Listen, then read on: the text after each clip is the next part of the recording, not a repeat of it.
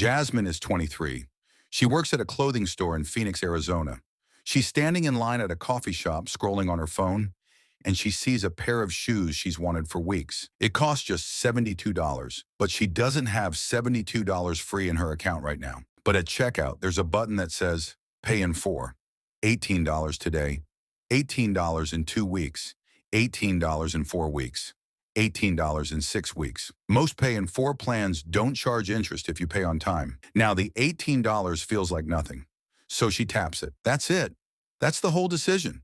3 seconds and the shoes are on the way. This is buy now, pay later. You've probably seen it. Klarna, Afterpay, Affirm, Sezzle. It shows up at checkout almost everywhere now, online and in stores.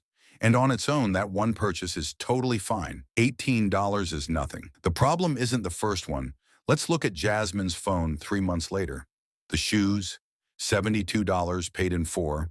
A birthday gift for her sister, $95 paid in 4 through a different app. New tires for her car because the old ones were bald, $310 paid in 4 through a third app. And last week, groceries were tight before payday, so she used Pay in 4 at checkout, $140. She now has 4 separate plans, 4 separate apps, 4 separate payment dates. Nobody sat Jasmine down and showed her the full number. She never saw it written out in one place.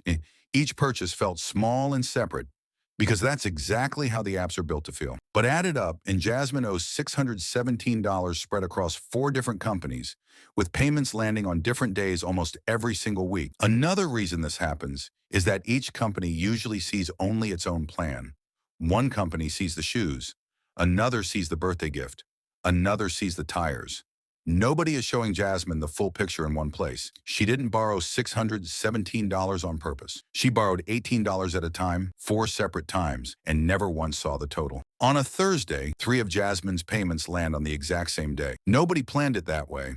It just happened. Her bank account doesn't have enough to cover all 3. One payment bounces. She gets a text, then an email. In Jasmine's case, one app charges a $34 late fee. Her bank charges its own $35 overdraft fee on top of that, $69 in fees for payments that were supposed to make things easier. Jasmine is not careless.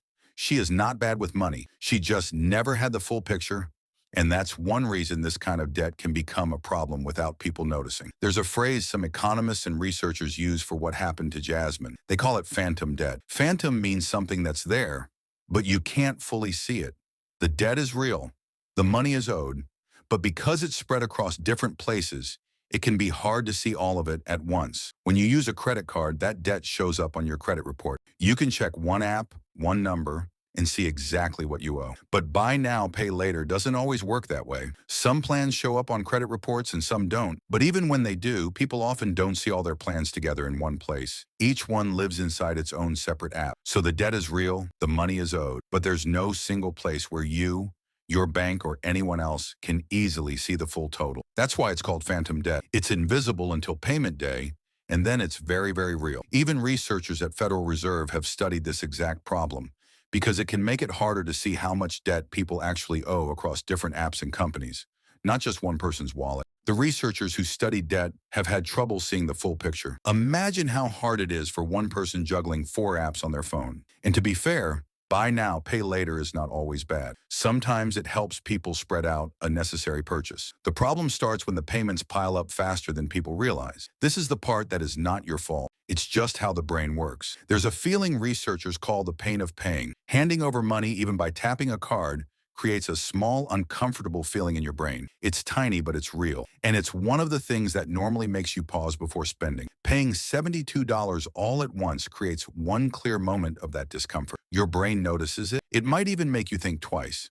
But paying $18 4 separate times barely registers as pain at all. Each payment is small enough to slide right past that part of your brain. Same $72, same shoes, but one version makes your brain pay attention, and the other version sneaks right past it. Buy now, pay later didn't invent greed or carelessness.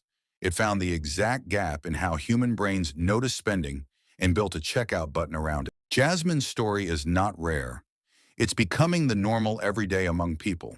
Surveys this year found that nearly half of Gen Z plan to use buy now, pay later for big purchases in 2026. More than a third are already using it for everyday things, groceries and gas, not big purchases at all. And among young adults using these plans, researchers found that around half have missed at least one payment in the past year. That means late fees, overdraft charges, and damaged trust with their bank are becoming a normal part of millions of young Americans' financial lives, one small, invisible payment at a time. This is not a story about a few careless people.